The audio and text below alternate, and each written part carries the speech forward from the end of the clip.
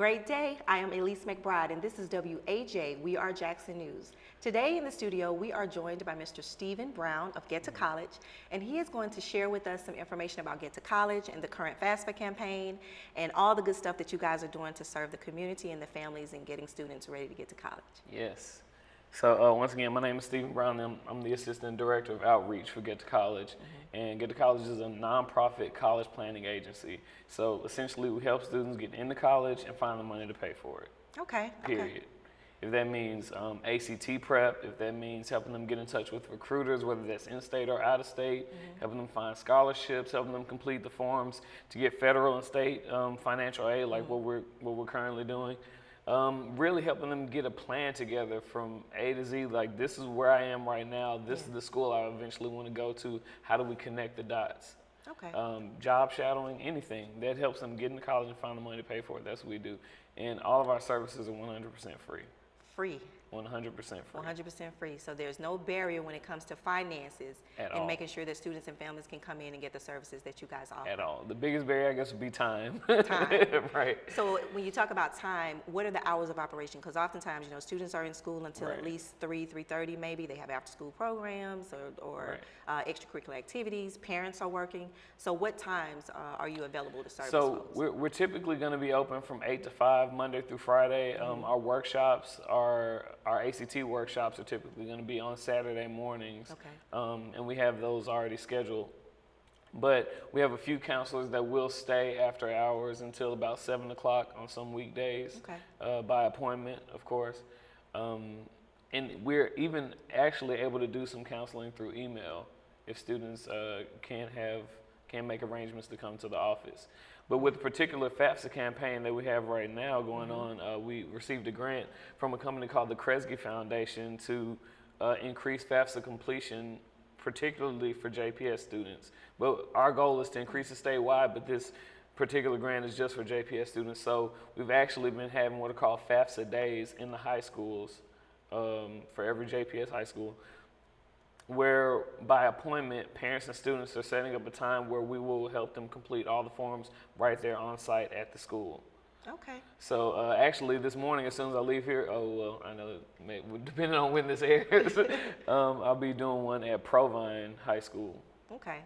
So we've got 7 Jackson Public School high schools. There's a big campaign going on to complete FAFSAs. So you're working with the school district to get these things set up. Circulations, information is going out to parents. What information, and I understand that this year is the first year that we've started filling out FAFSAs as early as October in the previous year. Right. So actually the Obama administration wanted to push an initiative to try to give students more time to complete the FAFSA, because historically it wouldn't open until January 1st of a student's senior year, and then after. Well, this is the first year where they wanted to open it in October 1st to give students a longer window, because there's all this money that's being allotted for federal student aid, but students aren't applying for it. Okay. So we want to make sure that they know about it, they understand what it is, and that they're actually applying for the grants. Okay. Have you guys been able to kind of gauge from the work that you did last year in helping students to get a FAFSA and being able to get this grant to service JPS? Has there been an increase? Has it been kind of steady? What is that looking like right now? So for all of 2015, the seniors that graduated in 2016, for some of the high schools, let's say that their overall FAFSA completion was 68%.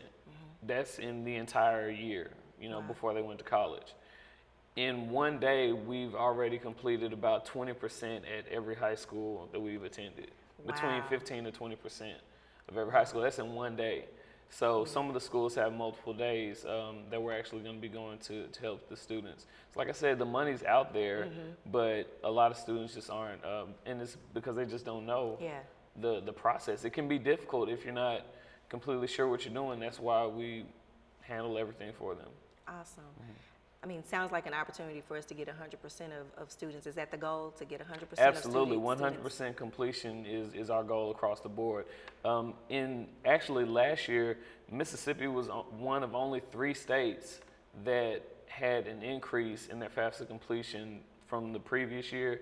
And the Get to College Center staff alone, because we have an office in Jackson, one in South Haven right below Memphis, and one in Ocean Springs, our staff did about a third of all the FAFSAs completed in Mississippi last year. So we're still trying to boost those numbers because we want to make sure the students are getting these services. Awesome. That's exciting. So I'm glad that you're here. I mean, of course, we, our market, we make sure that we send out on YouTube. We make sure that we send out to global. We have folks who work for the city whose children are seniors or upcoming. So it's great information for them to have. Absolutely. One thing that I wanted to ask that you share with them, when they're making these appointments, is there a list, a checklist of things that they should make sure that they bring so that there's a successful completion at the time of appointment? So in the past, the students' FAFSAs were based on their parents' taxes from the previous year.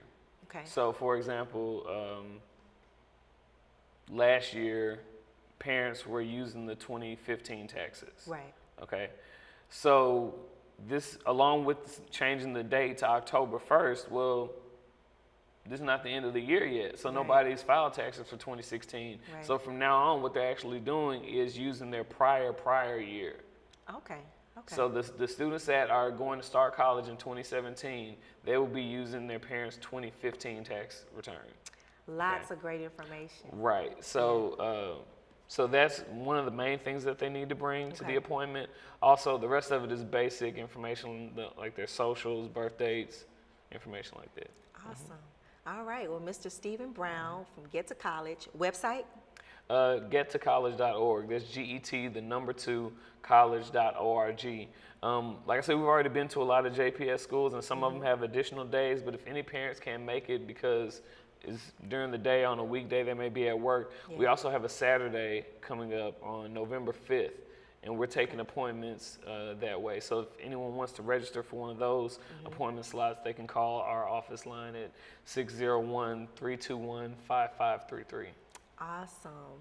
Thank you so much for joining us, Thank you. Mr. Brown. We look forward to a lot more work with you guys and helping push and making sure that we reach that 100% mark. That's and right. when we meet it, we That's want right. you to come back and talk about, the success Right, we'll of throw a it. party when we come back. Absolutely, and then we'll ask Mike to come shoot live. There we go. Look, there we go. Awesome.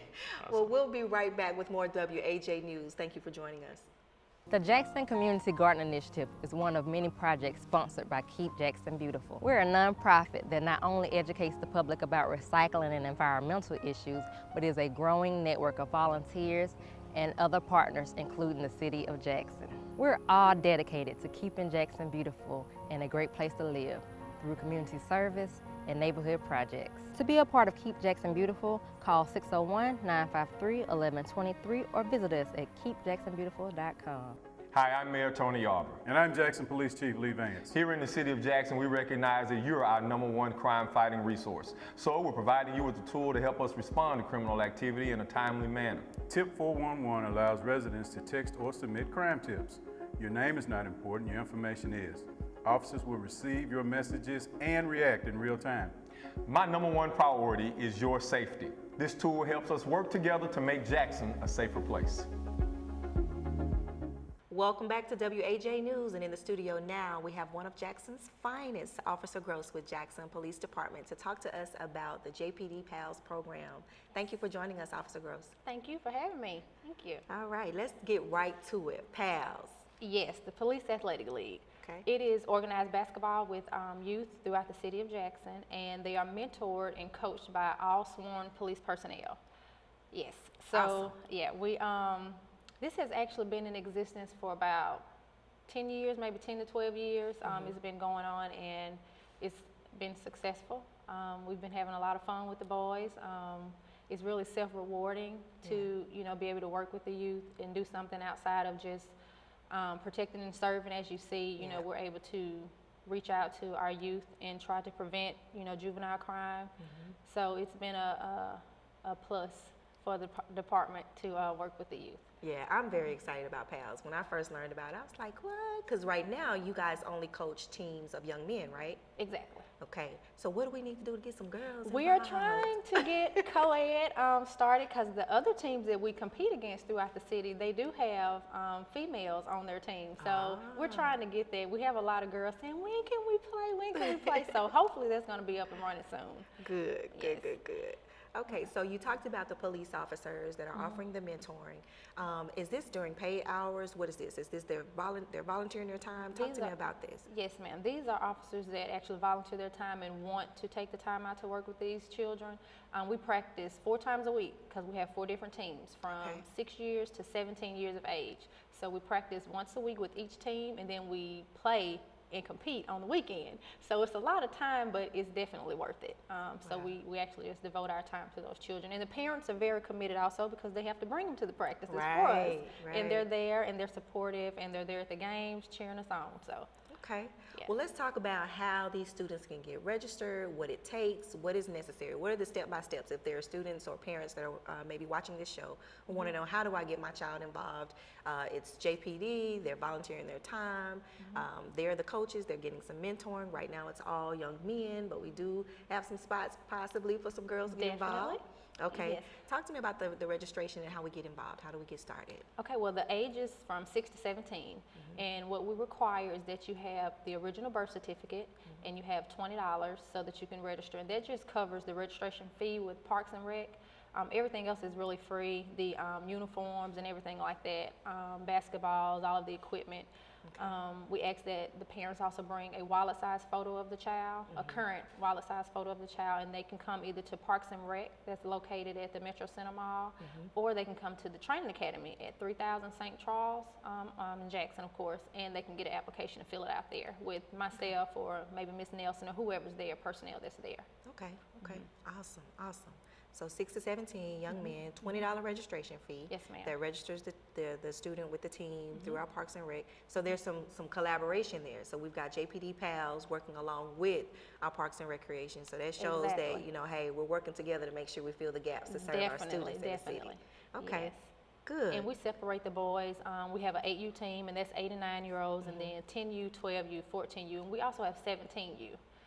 So it just depends on how many children we get registered, and hopefully we have a lot. It's usually over 60 children, and we do it in the summertime, and we also do it in the fall and the winter. So wow, so all the way through, there's an opportunity for them to be engaged year-round. Right, definitely. Okay, okay. So talk to me now. I know 10 years, y'all got to have some like trophies or something over there. We have tons of trophies. If you come to the Training Academy, you will see our walls are full of trophies. But just recently, with our last session, our 17U boys won division champion. So they were #1 in the city. Okay. Yes, and then they also won #1 with the, no, they won they won #1 in the overall tournament. And then our 8U boys, which is our 8 and under team, they won also division, the division champs, and then for the tournament they won 2nd place. But hey, we got trophies for all. For all so, of yeah. it. That's right. Yeah. I'm sure that's a big confidence booster for some of these children. It was. They were so excited. Yeah. And for our teams that didn't get a championship, they look forward to working hard so that we can get all championships this season. That's right. Yes. Celebrating each other, right? Exactly, exactly. So are the students that participate in you all's league, are they generally students that will also, now I know with the little ones, because we don't have like elementary basketball teams, but we do have junior high and high school. Are some of these students playing on, you know, their school basketball teams as well? Definitely, and sometimes there's a conflict because they're devoted to, you know, their school at the time. So in the summer is when they'll, you know, pretty much come with our PAL, but we work hand in hand with them. And it's not only basketball, we make sure we check on their grades and everything because those grades come first, so. Absolutely. But yes, definitely.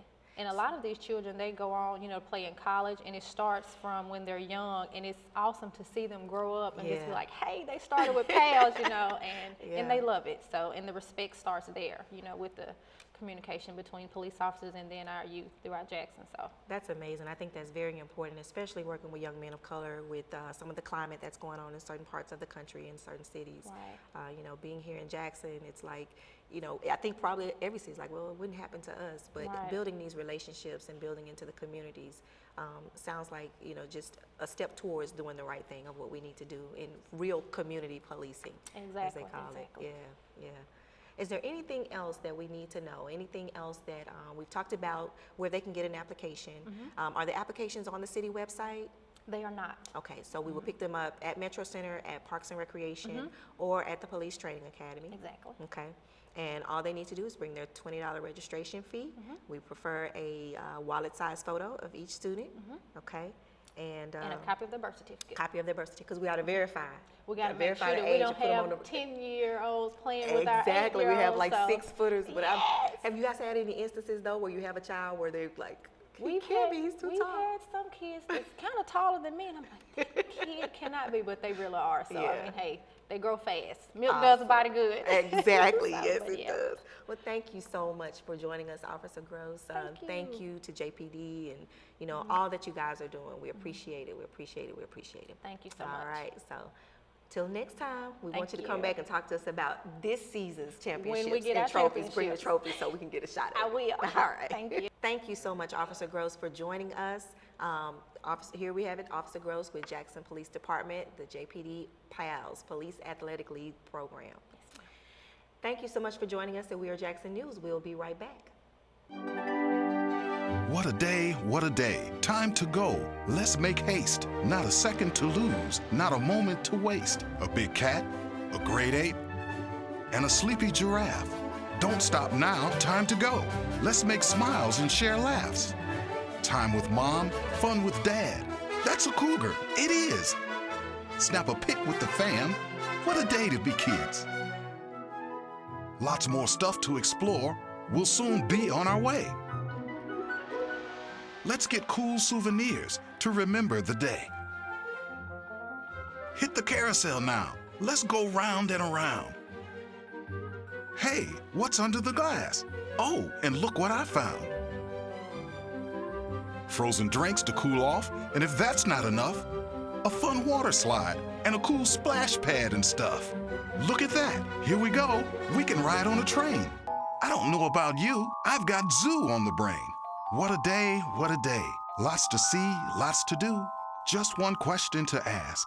How do you zoo?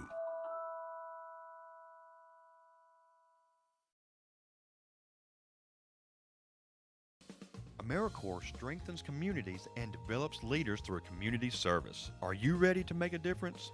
AmeriCorps allows you to use your energy and talents to help others while earning money and gaining job skills. If you are age 18 or older, AmeriCorps is waiting for you. Hey, great day, Jackson, Mississippi. I know that many of you have been asking and wondering when in the world are things going to start happening with these streets. Well, we're excited to announce an interim project called the Pothole Blitz that we put in place to make sure that many of the issues that you've been facing riding around Jackson streets, that we're putting an interim patch on them until we can get a lot of other things moving. We've got 17 streets that we've already outlined, 10 streets that we're going to be using some federal funds for. So we're talking about an upwards of about 30 streets, but in the meantime, we want to attend to a lot of the things that we've all been struggling with, and that's these potholes. So behind us, you see a pothole patching machine. You see men who are out as a part of the crews that we started beefing up to go by ward in order to see that many of these issues are being dealt with. So don't get frustrated. Give us as much of your patience as you possibly can, and we're going to see that this project, which is going to take us anywhere from 15 to 20 years, is dealt with. But we're doing it, it started, and we're excited about it. Welcome back to WAJ News, and now joining us in the studio is the new Deputy Director of the Department of Parks and Recreation, working along with Mr. Alan Jones. This is Mr. Harris. Hello. Welcome. Thank you so much for coming. Thank you for having me. All right, so I know you're just getting oriented to Parks and Rec. I know you know about all the good stuff we got going on, and what I'd like for you to do is just take an opportunity to talk to us about some of the exciting things that we have and that we have to offer and that we have going on through the Department of Parks We and actually have a lot of wonderful things that are happening in our Parks and Rec department. We're excited about the future and excited about the opportunities to do even more programs. Some of the things that we have upcoming, I guess I can start there. Upcoming, we actually have a Halloween harvest carnival. I don't want to call it, it's our trunk or treat. And we're having that on October the 31st. So we're excited about that. It's a small fee of $1 to come out. Costumes are welcome. And so we're excited. But this is an opportunity to have a safe event for your young people on the Halloween day, and so kids can come out, and we're really excited about that, and that will be at the Jackson Training Academy. Okay, good location. We're at the Police Training Academy. Good location, we can get a lot of people out. It'll be a really good event. We have volunteers from the fire department, from the police department, kind of a collective to come together with Parks and Rec to make this event very special.